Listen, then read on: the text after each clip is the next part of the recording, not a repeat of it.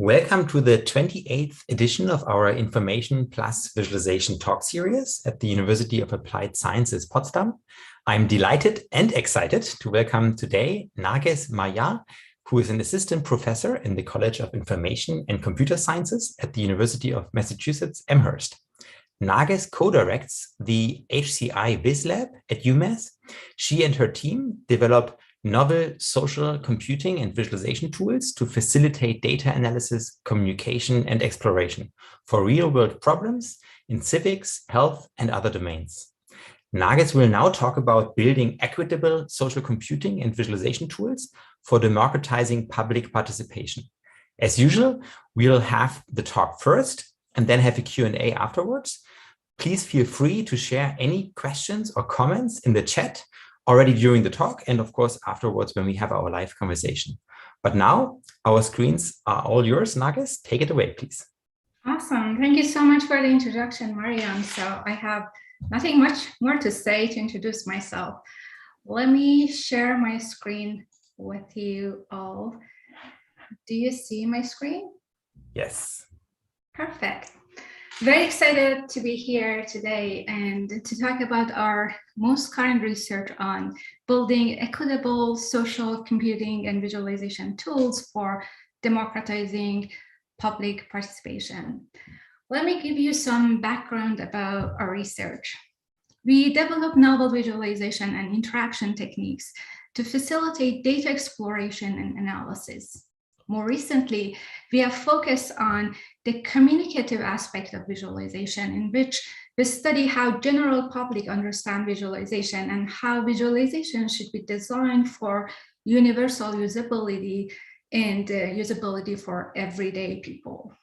We also build community-centered tools to address real-world socio-technical problems, especially in civic domains. Today, I'm going to focus on this line of work for democratizing public participation, but I'd be more than happy to talk offline about our work in visualization domain if you're interested. Engaging people on important civic issues is a cornerstone of democracy. But 20 years into the 21st century, public engagement continues to rely mostly on traditional face-to-face consultation methods such as town hall meetings. However, these methods rarely provide opportunities for inclusive participation, especially for the ones that are reticent, who don't feel comfortable speaking up. As you might see through this picture, there is only a few people who get to stand up and raise their voice and bring their comments. Others have made all the effort to physically be there despite all of the challenges and conflicts. And a lot of them have comments and ideas, but there are many reasons for lack of active participation, such as fear of confrontation. Language barriers is a big one, lack of argumentation skills. And of course, there is always a lack of time during those meetings. Some researchers have argued that these legally required participation methods in the US, in particular public hearing, review, and comments procedures, not only do not meet the most basic goals for public participation, but they're also counterproductive. They're causing anger, mistrust, and tension. Furthermore, the organizers struggle to facilitate the meetings and capture attendees' feedback. Simultaneously, they have to run the meeting, manage discussion, collect data, resolve conflict, and as a result, creating comprehensive report and collecting all of the community input is very challenging for organizers. Engaging the public in complex civic issues has been a challenge for more than a century. It's a multifaceted problem with so many different challenges. Here, by main challenges, I refer to some of the challenges that are really the most challenging one, but also the ones that my research tries to address. Increasing public participation. How can we go beyond the already engaged population, such as white, affluent, educated groups? engaging reticent participants and the ones that are not actively participating, scaling participation beyond the group that are normally engaged, and recording and analysis of all of these gathered comments and public input. So today, I'm going to briefly talk about our set of community-centered tools. Each of these tries to tackle or address one of these problems. First, I start with UD Spaces, which is for enhancing and increasing public engagement. Then I talk about Community Click, which is mostly for engaging reticent participants. Community Crit for scaling participation. And lastly, Community Pulse for utilizing public input. I want to make it clear that by working or advocating for civic technology, I don't mean that technology should replace current methods, but rather to complement them and address their limitation so they can work side by side for better participation. UD Spaces, short for Urban Design Collaborative Spaces, is a tabletop-centered multi-display environment for engaging the public in urban design charrettes. This was a long-term interdisciplinary project at the University of British Columbia, where I worked with Callie Booth in computer science, as well as 2 faculty members from the School of Architecture and Landscape Architecture. The problem is there is a lack of tool support, especially during design charrettes, for integrating data and visualization of information, employing interactive modes to engage people, and employing social and peer learning, because it's a very complex matter for everyday citizens, and the social and peer learning aspect is very important. There are collaborative technologies for urban design. Perhaps best known is URB from the MIT Media Lab. It's a workbench environment with a tangible user interface that allows urban planners to study how architectural structure will affect light, wind, and other factors that have an impact on urban design. But it doesn't provide a way to engage the public in understanding and especially comparing the impact of their choices.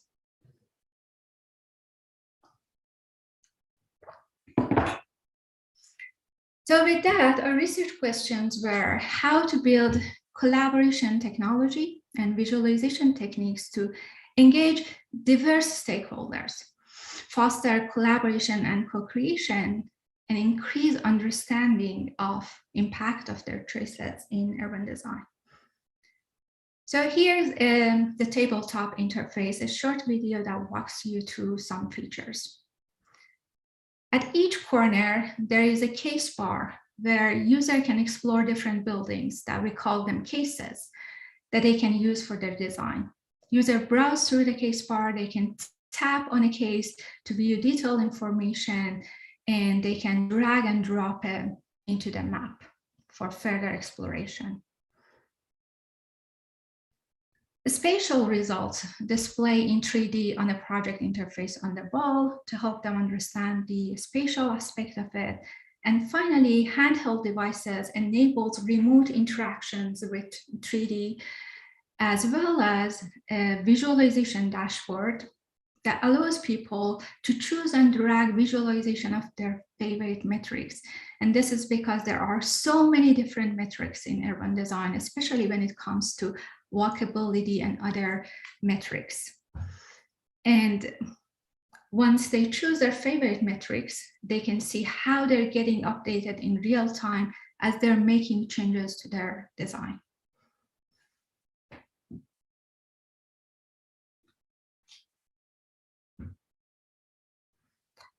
This project followed an iterative user-centered process that took over 6 years and resulted in 3 different versions. In 2010, it was one single display, a small tabletop. 2012, larger tabletop connected to a large wall display. This version was deployed in 5 different planning workshops in Vancouver, BC, with 83 participants from the community. And in 2016, we updated it to a multi-display table that is connected with wall display and iPads to also support personal space. This is only the design, development, and evaluation process for the third version. I don't want to point out to details here, but I want to highlight that this project took us 2 years to finish. We applied extensive HCI tests such as video analysis, interview before deriving design goals, and then the design of the system itself, followed by pre-evaluation, during heuristic evaluation with experts, and finally a formal evaluation. For the evaluation, we decided to go with a comparative study that compared our digital tool version with a paper-based version. We tried to make them as similar as possible in terms of the size of the map, the colors on the map highlight, as well as those cards that we gave to paper-based participants were quite similar in terms of size and information with the digital version. We found that tabletop surface increased equity of participation. This was a very interesting observation for us because we observed that in the paper-based version, there were groups that were working towards their design. Some group members started to guarding their design like this. They didn't want other members to come and change because they thought they have more knowledge or the design is already perfect. Whereas in the tabletop version, they could just reverse it. They could try different things and reverse it so easily. So it was way more collaborative. One participant said having this tabletop got every stakeholder involved so they can make changes themselves, see those changes right away, and which promotes collaboration. We also found that the multi-display aspect of it catalyzed discussion. We definitely received many positive feedback about the multi-display environment and the fact that everything was synced. Our observations showed that 2D and 3D helped with the dialogue. And we found that 3D was integral for engagement with the design. One of the most important goals of this version and this project was to provide alternative measurements to enable people to understand the impact of their design choices. We observed many instances of interaction with the visualization dashboard that led to adjustment in their design and helped the digital group to come up with more informed decision in such a short time they had. One participant mentioned having indicators in real time definitely altered how we approached the project. We could see the larger impact. Our results showed that our interactive technology was successful at providing an engaging environment, making information and visualization accessible, and most importantly, providing fast and early feedback on design alternatives. So with that, I'm gonna move to the next project for engaging reticent participants.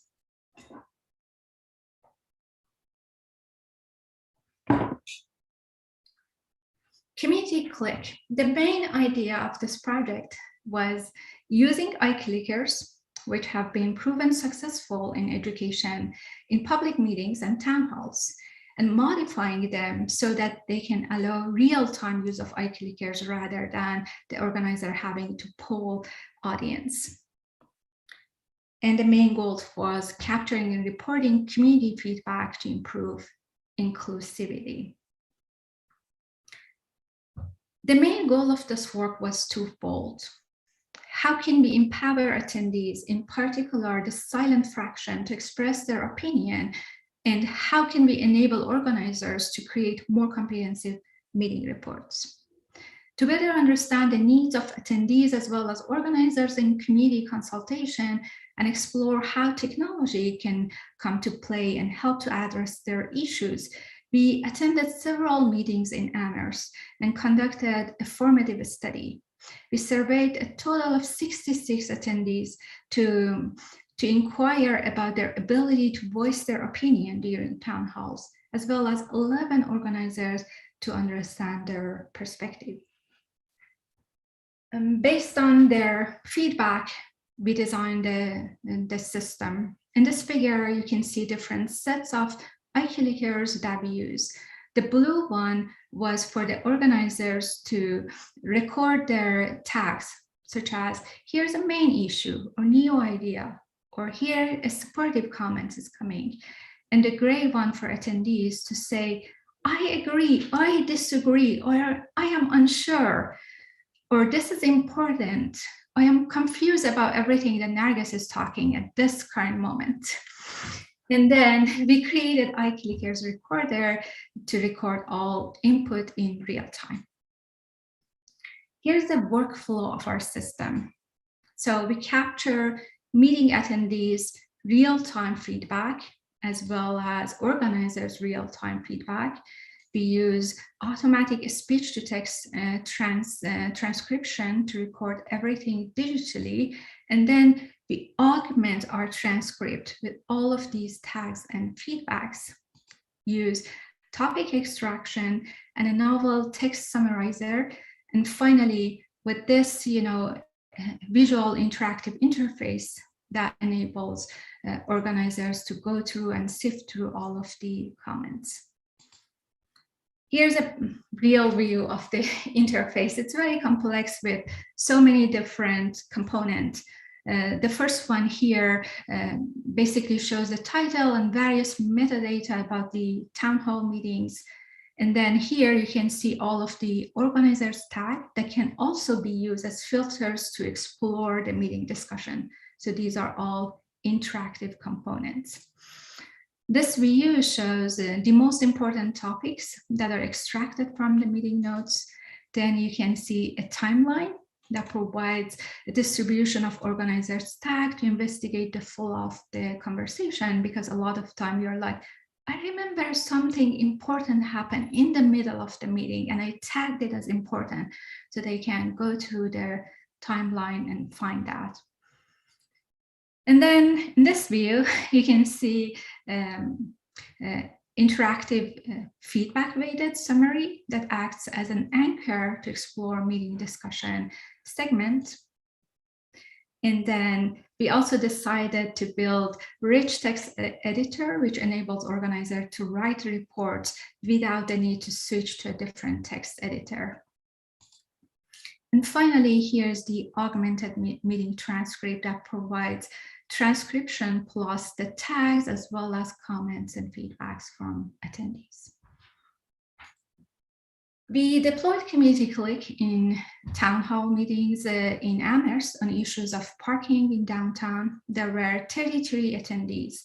We gave them a very short tutorial and explanation of how iClickers work and handed audience iClickers, and then surveyed attendees after the meeting was done.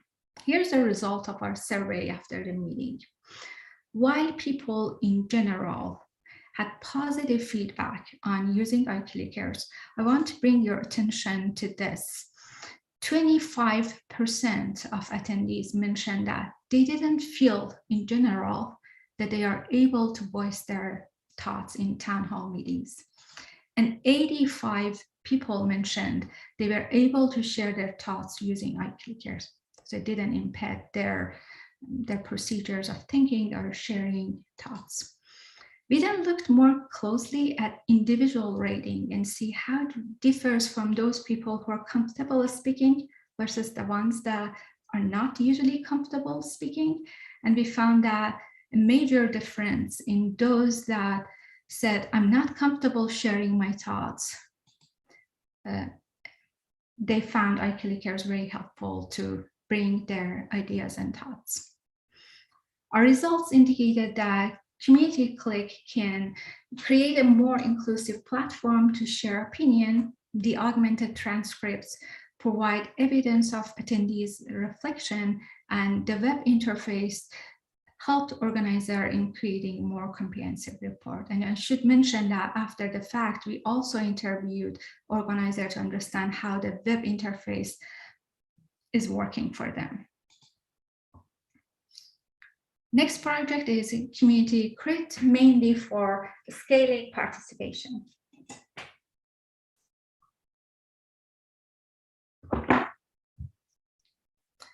This project was inspired by crowdsourcing methods to engage the public at scale and enable them to improve and evaluate ideas rather than merely proposing ideas. This work was part of my postdoc research at UC San Diego Design Lab with Stephen Dow and a couple of undergrad students. To give you some background about other online tools for public participation, there are several. For example, Plan Your Place, the one that you're seeing here, was built for everyday citizens to participate in urban design process. But the authors themselves found that people needed to invest time to be able to participate in this process, and it's not easy for everyday citizens to understand and use such tools. There are several others that are similar.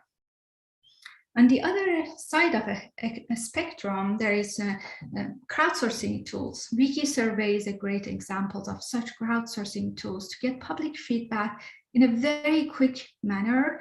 People don't need to invest or learn the tool, and has been deployed in several cities. For example, by giving people a pairwise choice, for example, which idea do you think is more important for transportation in Illinois? They have these choices. They can say, I can't decide, or they can share their own idea or comments. Our research, though, showed that people are fed up with cities and officials asking them inquiry about what you want versus, really engaging them in bringing their critical ideas and making those ideas in a collaborative manner. Our research questions in this research was, how can we create system for in-person and online interaction that captures quality feedback in a short amount of time? We started this project by partnering with a local planning group who hosted a public workshop to get community input on, there was an extension of downtown San Diego proposal. We attended this session, recorded people's feedback and comments, and surveyed participants after the meeting was done on both the current face-to-face process, how it's going for them, as well as ask them their opinion about potential of using an online tools. We are actually sitting here with my team recording and observing and working with community. Based on these observations and surveys and need finding, we came up with several design considerations for our system, including providing quick and flexible workflow. So everyone, even those who don't have a lot of time to spend on their, citizenry commitment and providing feedback on civic issues, can also engage. Designing questions based on relatable metrics rather than asking complex urban design related question. For example, what is the impact of this design on your quality of life? Providing social interactions and sending people directly into quick activities. Community Credit is available online. Here's the link. In order to lower the barrier for the public, it works on a variety of devices, including smartphones. The platform gives people a brief introduction on the placemaking challenge, and then gives them a short background on the design problem. In this project, we focus on developing ideas for a key intersection in downtown San Diego. And then Community Credit structure a process where participants choose an idea and start with picking an idea and doing an activity. So for example, they pick build a tower, and then they can do, or they can skip activities if they are not comfortable those completing those activities. And activities are something like criticizing the idea based on certain consideration that we provide a snippet for them, or posting their own questions for the community or for the planners, or rating the concept on different dimension. So there are only 5 steps and 5 questions, and after that they're done. They can keep continuing working, or they can just quit. They can also submit a new idea, give it a name and add a picture for it and put it online for others to elaborate and build on top of their ideas. And at the end, they get to see a full set of ideas, and they can repeat this process of doing activities around ideas that they like. They can also see how many people have participated for each major proposal or ideas and how many comments are there, and interact with the interface from there. So after deploying this tool in San Diego for 4 weeks, we received 352 contributions from 39 community members. To the planners, this was a huge success because each public workshop cost them a lot of time and investment to get this much comments from the public. We interviewed participants and learned they found the tool empowering, easy, and straightforward. As you can see, some of the comments were, I don't have time to go to workshop, so it provides opportunity for me to give feedback. Or I liked only having to answer 5 questions, which longer survey respondents get bored, distracted, only want the reward, etc. The main contribution of this work were scaling and diversifying public participation beyond public workshop to get others involved, elaborate on those ideas, and maybe, connect back and bring and share ideas to the next public meeting. It was successful in engaging people to elaborate and evaluate ideas rather than merely voicing issues or submitting ideas. One of the feedback the urban planners at the end of this project provided was, this is a very pretty design and it's easy to navigate and see all of the comments, but we don't have the time to go through all of the comments and understand what's going on. It's difficult for us to surface the key themes in people's comments. To address this issue, we built our next tool, Community Pulse. So as I said, this tool was built in response to urban planners' requests. They wanted a magic tool that showed the pulse of community at one glance, overview, very simple and easy. Community Pulse is a visual analytic tool to help civic leaders explore an overview, but also enables them to further analyze the community input in details when needed. And this problem is beyond our planning group and their problems with lots of comments. The rise of online platform has enabled several civic leaders across the world to collect vast amount of community input. They're in form of unstructured text, really hard to sift through and analyze. While analyzing these community input is vital in making democratic decisions, civic leaders struggle to analyze them due to lack of time, analytical skills, as well as lack of specialized tools.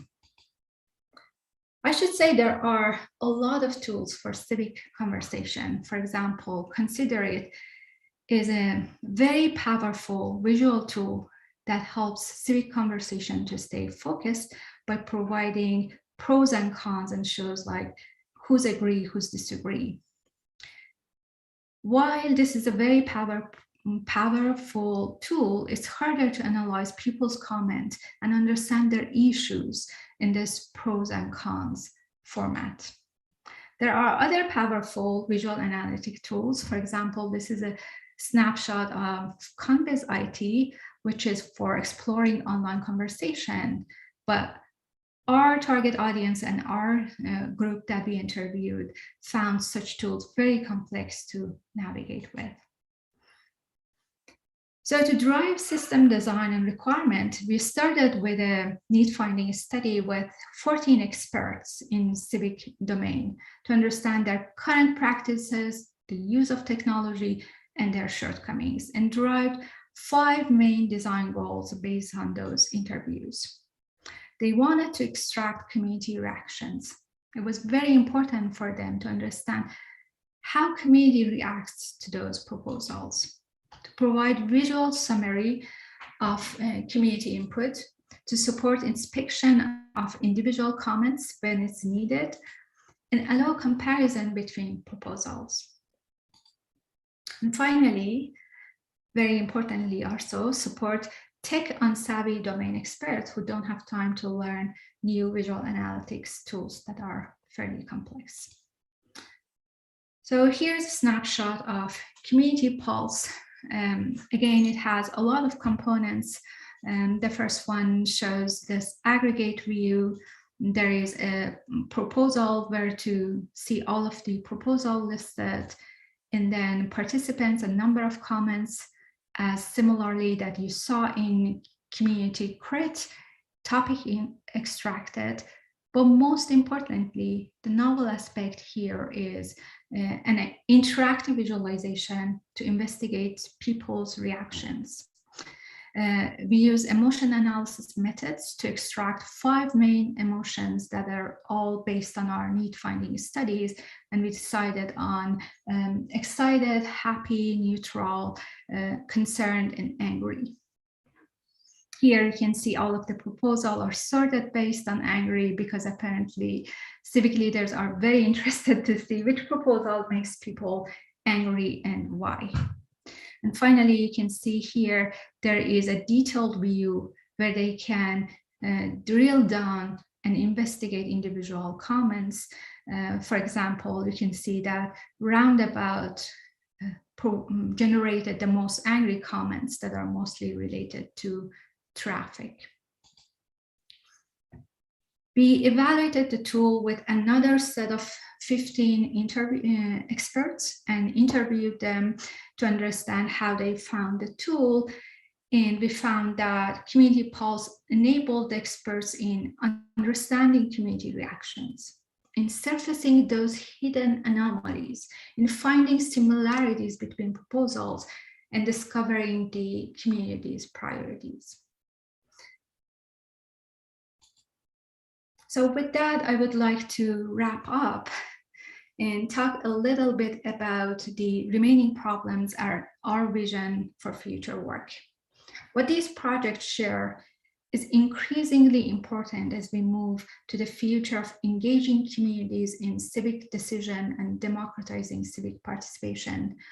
While our approaches were successful in increasing the public engagement and improving the analysis of public comments, these projects, I would say, are only the beginning steps by building and testing new intervention.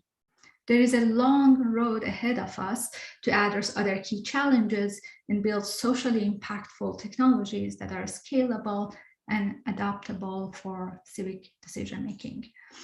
For example, for increasing participation, there are many other ways to use gamifications and arts, and we have seen that infographics and in specific pictographs are very powerful in terms of helping people to understand civic data.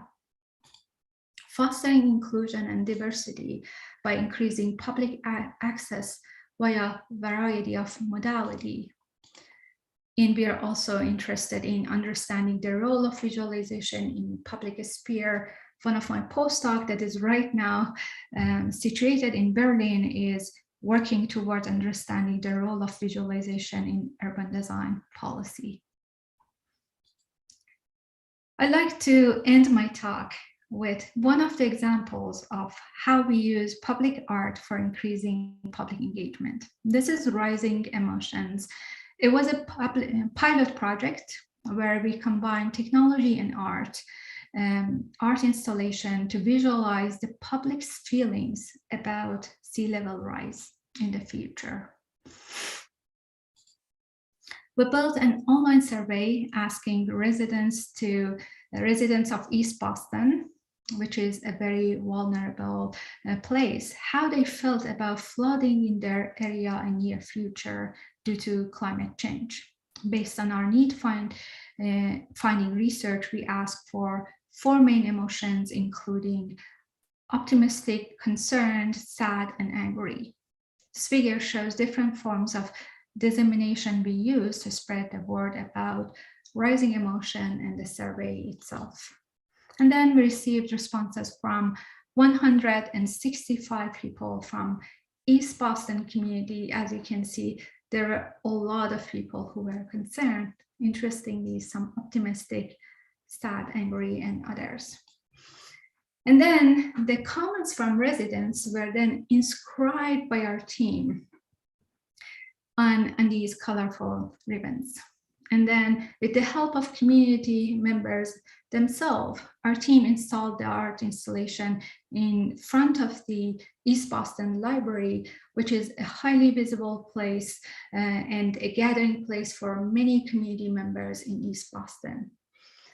They engaged in the making of rising emotion for many teenagers and high school students in the community. Rising emotion was their first exposure to climate change. We had an opening exhibition in December 2020. The installation was on display for 2 weeks and proved to be successful in increasing engagement and awareness around climate change. The children who visited the pop-up art installation enjoyed running around and playing under the installation. However, their playfulness highlighted a contrast to the grim reality of the projected flood level above their heights by 2070. I want to acknowledge that these projects were a collaborative effort and thank my amazing collaborators and the students at UMass and beyond. In the last row, you can see students who were involved in these projects. And thank you for your attention, and I'm happy to take questions. Awesome. Thank you so much, Narges. This was such a packed and inspiring presentation. I'm going to ask you to stop sharing your screen so we can get into a conversation. And I'm also asking our audience if there are any questions, feel free to voice them in the YouTube chat somewhere on the bottom right, I believe. And maybe I can start. So I was actually really intrigued by one of your first projects. I think actually the community click, or the second that you mentioned, and also the very last that you mentioned. It seems there's quite a variety of modes of engagement, let's say, that you are in a way catering for, or that you are experimenting with in your work. And I was curious about I think you called it reticent participants. So I had to look that up. So reserved citizens that are not maybe voicing, like sharing their voice or speaking up so quickly as others maybe. And I was wondering if you can speculate a bit about, or just talk a bit more about maybe the variety of representations or experiences or modes of exchange that may be necessary so that we can actually involve citizens with basically all kinds of, let's say, inclinations or backgrounds. Like, what does it take to actually, I guess it's not just a remote control that says disagree, agree or something, right? So, yeah. Thank you for this question. This is a very important question, and I haven't talked about the other efforts that we are currently working with the town of Amherst very closely to understand how our technologies can be deployed further in their engagement. And one of our most important values is going for diversity, trying to reach out to those marginalized perspectives. And we understand that this is a very hard effort. For example, when we are disseminating the link to the tool, we use paper-based, we go to farmer markets, we go to door, we leave some notes in a mailbox of those people who we know are less involved, like BIPOC community, the ones that are historically less engaged in community. We try so many different ways. It's not that they obviously see the town hall, the town's website and their announcements. So we need to do more work and to ensure them that we don't want to use their data. We are just want to help them to raise their voice. So the language that is used in these, all of these, like in community crit, that was one of the first one in 2000, basically public facing words. And we worked with people who help us to basically come up with language that engages the people, ensures them that we are not government or their data is safe and private. And, it's basically to help them get involved rather than anything else. But I specifically brought the rising emotions because I do believe that these sort of engagements are very important. They're exposed, they are in public area, people can see, can interact with them, get curious, and then further understand what's going on. Whereas a lot of these online tools remains, accessible for a specific group of people unless you do try so many different ways. You asked a good question about community crit, community click, and that's the only tool that is hybrid. So it's not the tool that we build, it's a tool that we take it to town hall meetings. And I think this combination is also important. Yeah, thank you. Very impressive to see that spectrum also of tools and experiences. I'm just checking the chat. Yes, there is a question. So Francesca is asking or saying, hi Narges, thank you, especially regarding the CoSpaces project. The research and results are impressive. I would like to know, what was the most complex aspect of your research process? Oh my goodness. Everything was complex about that process. That was a huge undertaking. Like, from understanding whether or not this works for the public, whether or not like the metrics that we design. Tamara Monsner once told me that this project is very challenging because I did work in 2 years with planning group and came up with a lot of extensive metrics visualization. And at the end, they didn't use any of them because it was too complex. So one of the things for us was to understand that balance. For example, if there are 200 metrics, how do we cluster them? How do we enable them to customize? And how do we tell them that which one is more related to your group? The syncing aspect between all of these 3 different devices was very challenging.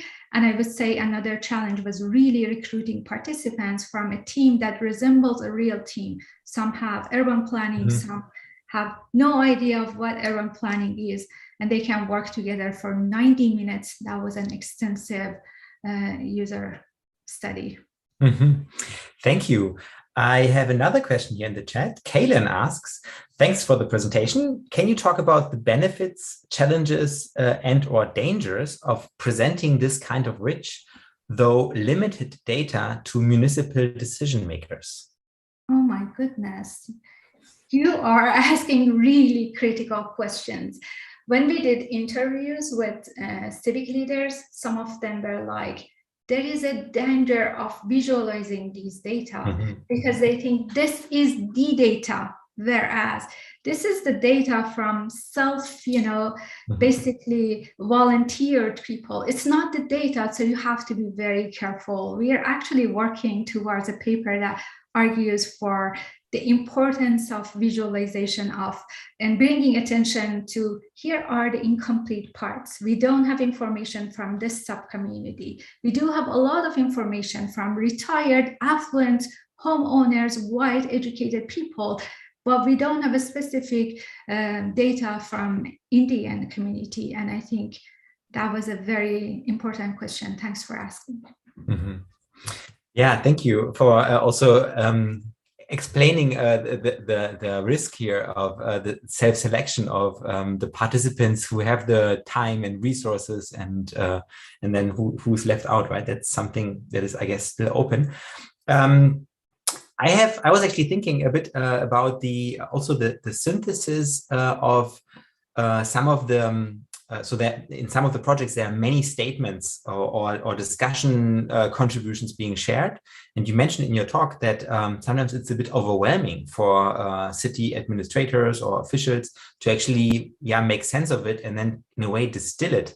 But I was thinking, I mean, to some degree, that deliberation or these exchanges, ideally they build off of each other, right? So it's not just like finding some kind of overview or synthesis, but I wonder to which degree you think there is a need for tools, but it could also be, I guess, formats of engagement where ideas are basically refined into proposals, into actual maybe designs in a way, or interventions, like in whether it's an intersection or a law or whatever. Like maybe you can talk a bit about this. And I would personally be interested what the role of visualization be in that, because in a way it's really it's not just opinions, I assume, when citizens get engaged. It's also really it would be also really constructive and building off of each other in a way in these exchanges. I am so glad you're asking this question. There is a long history and work on deliberation, mm-hmm. Maybe less on visualization for deliberation. So I would like to maybe work with you in the future to explore that aspect a little bit more. You are right. Community Pulse was like only one shot at the data rather than going through this iterative process of, okay, here are all 19 proposal. Now we are down to 4 proposals. How do we get to 1 proposal at the end to implement? And that's actually one of the future work. Let me just share very quickly my screen to show you like one of the work that we did. You see my screen? Oh my. And it went to the wrong one, so I have to unskip. Maybe this one you can just see it here, or I can unskip it to be able to play it. There you go. So this is consensus, and it's a visualization points of disagreements for multi-criteria collaborative decision making. So this was like our way of finding for less political, less controversial decision making, not in civic, but let's say we have several candidates here and there are several committee members that are rating on these. And it would be nice to see the differences in rating and to be able to go back and discuss and build common ground. Not necessarily consensus. Consensus building is not as easy and it doesn't happen when there are a lot of voices and different opinions, but helping to build that common ground. And that's a very challenging research area by itself. All right, thank you. I have actually no further questions apart from the agreement that actually also this what you just showed and said is actually really, really interesting. I'm just glancing over to the chat. I think I've seen many, you don't see these either, many claps and I think signals of appreciation, but no more questions. Sometimes there's a bit of a delay, so let's wait a second. Thank you. I really appreciated the opportunity, especially connecting with your labs and the kind of work you're doing in civic, which is very important. So please stay connected. Just drop me a line, email, and Twitter whenever is better for you, or ask questions or make connections about potential projects. We have one last, thank you, Narges. We have one last question from Fidel, who says, thank you for the interesting talk. Can you share insights or ideas on engaging participants over longer periods of time? Thank you. That's also a very important question. We've been definitely thinking about that. And one of the ways we've been thinking is perhaps by customization. by personalization. Like if you understand, for example, Narges is very interested in walkability and bikeability. So you get all of the interest that Narges might have and send her, notification about this is an update about the next phase of the proposal. We want to hear from you, or ways to basically gamification, giving some rewards or keeping people and sustaining them in the participation. Also, another very complex matter to be further investigated. Yeah, and I assume also very resource intensive for you as a researcher, right? I mean, if you were, let's say, the agency running the participatory processes, then it's a bit of a different role. But I think also when we're involved as researchers as well, it's can be also challenging. So yeah. I think that's a wrap from our end. Thank you so much, Narges, for sharing your work with us and your insights from these different studies. Yeah, thanks for the time. Thanks also to our online audience for joining in and listening and watching and sharing your questions with Narges. And yeah, that's it for today. I will tell you to have a great day. See you soon. Bye. Thank you so much, everyone. It was a great start of my day. I really enjoyed my conversations with you all. Thank you. Great. Thank you, Narges.